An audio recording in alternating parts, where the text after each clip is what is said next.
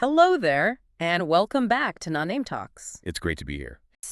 Have you ever just completely snapped at a coworker over like a tiny one-sentence email? Oh, absolutely. You read it and suddenly you're furious, your heart just starts pounding. Right. Well, looking at this stack of clinical journals and psychology articles we have today, they actually point to a really surprising culprit for that kind of reaction.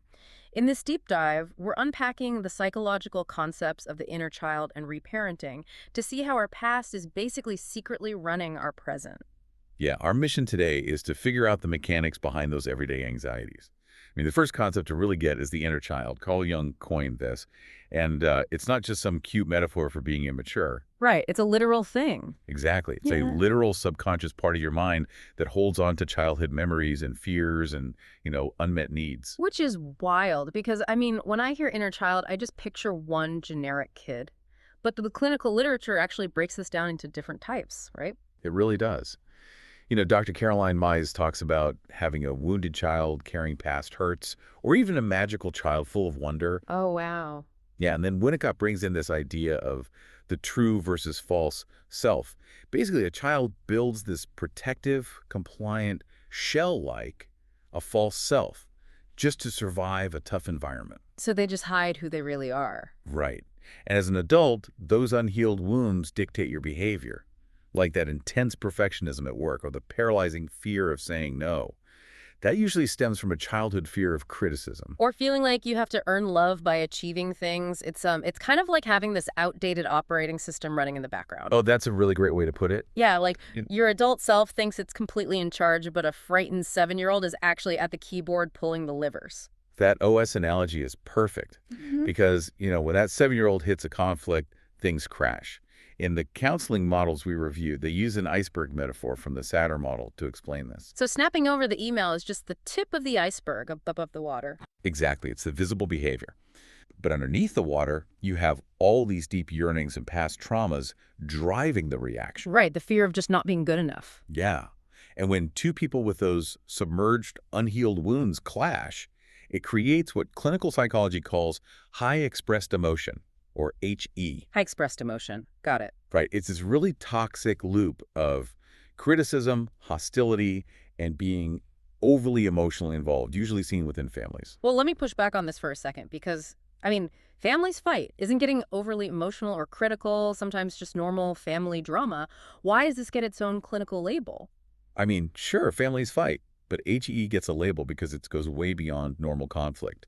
It's actually a dysfunctional survival mechanism. Wait, really? How so? Well, when adults haven't healed, they revert to childhood coping stances.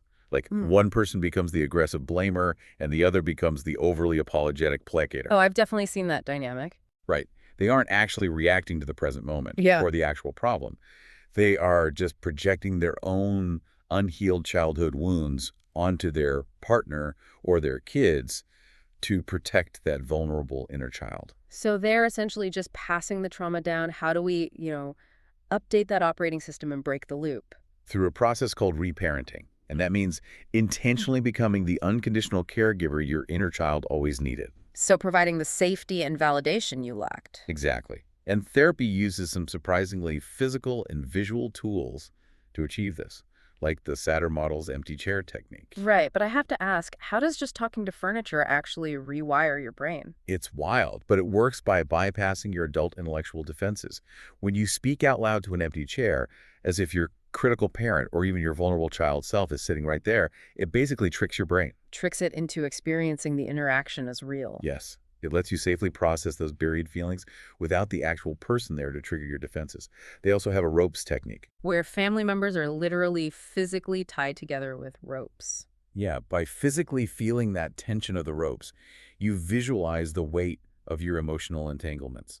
It helps you recognize where your boundaries end and someone else's begin. Making it much easier to conceptually cut those ties. There's also this journaling trick in the articles that really caught my eye. You write a question to your inner child using your dominant hand, but you answer using your non-dominant hand. I love that one. Forcing yourself to use your non-dominant hand totally disrupts your brain's normal habitual thought patterns. Because it takes so much concentration just to form the letters. Exactly. Your brain's logical adult filters drop away, giving you direct access to raw, unfiltered emotion. Okay. You can literally write back to that child and tell them, hey, I see you, or it's not your fault. You're stepping in to be the adult they never had. Right. And doing this work leads to true self-acceptance, which author Robert Holden argues is the direct baseline for happiness. Reparenting teaches you to accept your flaws gracefully. And to control only what you can actually control, establishing a sense of self-worth that doesn't need outside validation. And hopefully, you stop snapping at those one-sentence emails. Exactly. It really changes how you react to everything. But it leaves you with this final thought to ponder today. If you successfully reparent yourself and you finally relieve that inner child of all those heavy adult burdens, Yeah. what would happen if you finally just gave them permission to play?